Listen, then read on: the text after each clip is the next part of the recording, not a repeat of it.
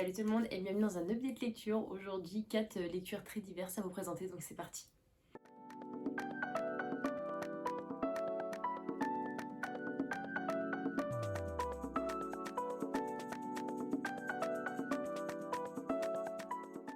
Je vais commencer du coup par un livre qui m'a déçu, on va dire. On va commencer par une déception et terminera par des plus sympas.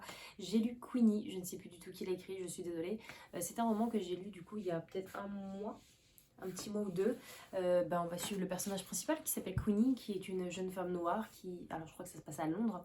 Donc nous sommes à Londres et on est vraiment sur un genre de Bridget Jones, version femme noire qui cherche sa place dans une société très... londonienne où on a énormément de jugements. Donc ça c'est un petit peu le speech qui a été donné et quand je l'ai demandé en service de presse chez NetGalley. Mais malheureusement j'ai pas du tout trouvé ça. Je voulais vraiment me mettre dans la peau d'un personnage qui essaie de trouver sa place en fait dans une société, mais j'ai été totalement déçue parce que dans ce roman c'est vraiment basé que sur le sexe, c'est basé que sur ça en fait, j'ai l'impression, donc c'est un petit peu con. Le personnage principal ne fait que râler sur les choix qu'elle fait, mais à chaque fois qu'il y a un bon choix à faire et un mauvais choix, elle fait toujours le mauvais. Et je me suis dit, non mais c'est pas possible, au bout d'un moment, c'était assez long à lire, très pesant. Ça se lit très vite par contre. Mais j'ai trouvé que ce livre, malheureusement, pour moi, c'était vraiment sans intérêt en fait, parce que on n'apprend rien du tout. Il y a vraiment qu'à la fin du roman où il se passe quelques petits trucs, on va dire les 80 dernières pages. Mais sinon, tout le reste du roman, je trouve que c'était un peu à bannir parce que vouloir parler de la place de quelqu'un dans la société et faire un personnage qui dit amène à tout, on va dire, au niveau du sexe et qui se fait prendre un petit peu par tout le monde, n'importe quand, je trouve pas ça vraiment réglo et je trouve pas que ça rentre vraiment dans le thème. Donc je suis passée totalement à côté de ma lecture, mais je pense que le résumé est passé totalement à côté du contenu, donc l'un dans l'autre. Ensuite, un roman vachement plus ancien que j'ai lu il y a quelques mois, pareil, vous l'avez vu du coup dans la vidéo des vlogs 7 jours 7 livres, il s'agit de Eleanor de Lee Black, où nous suivons du coup des enfants qui jouent à des jeux, un jeu particulièrement où en fait c'est des jeux de rôle, ils jouent avec des figurines, et, euh, et en fin de compte, elle, donc c'est un personnage, c'est une poupée, et en fin de compte cette poupée se réveille, et en fin de compte cette poupée de base c'est la reine de leur royaume on va dire, et elle va se réveiller, cette petite poupée, et elle va leur dire qu'en gros elle doit être enterrée là où elle doit être, sinon elle les... comment on dit, elle va les hanter à tout jamais. Donc c'est trois personnages, trois enfants qui vont partir du coup dans cette aventure de prendre cette poupée et de l'enterrer on va dire là où elle doit être enterrée. Et c'est un roman jeunesse hein, pour le coup. Je pense pas que ce soit assez frissonnant en toute honnêteté pour se lire, enfin pour le lire on va dire à Halloween ou ce genre de truc, ce genre de période, mais c'était une lecture qui se lisait très bien. Je suis pas non plus sur une très bonne lecture parce que ça reste un truc jeunesse et que j'ai 26 ans et que du coup je pense qu'au bout d'un moment je passe à côté de certaines choses, mais en tout cas pour les enfants c'est très bien écrit.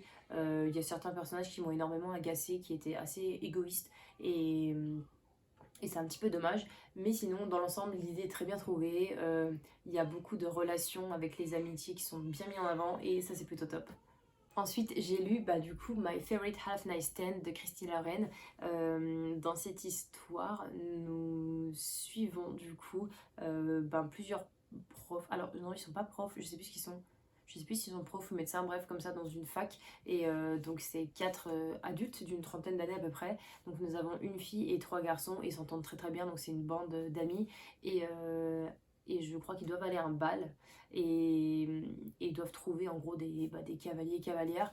Et, euh, et du coup, la fille qu'on suit va se rapprocher d'un des garçons. Ils vont commencer une histoire un petit peu de sex friend.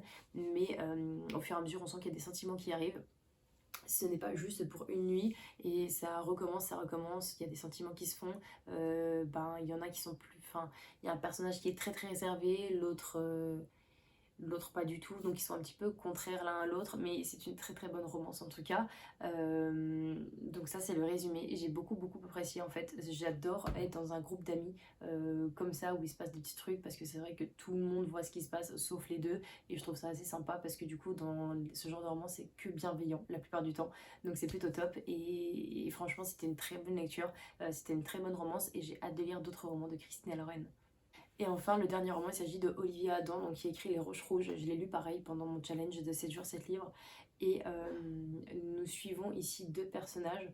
Antoine, qui a à peine 20 ans, en fait, qui fait pas grand chose dans sa vie en fin de compte, et Layla qui est un petit peu plus âgée, qui elle en fait a un garçon, un mari qui la frappe, et tous les deux se rencontrent au Pôle emploi en fait, assez bizarre, mais voilà, ils vont commencer en fait à faire une petite romance, mais une romance basée sur la crainte par rapport au mari de Layla et par rapport à sa situation forcément.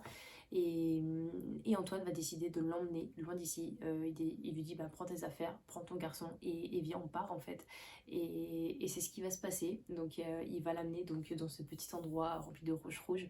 Je sais plus où ça se passe exactement. Je sais que c'est dans le sud de la France, mais voilà, il va faire en sorte que Layla s'éloigne le plus possible de son mari et de la protéger, mais il a que 18 ans, 20 ans, et c'est un peu compliqué face à cette situation en tout cas.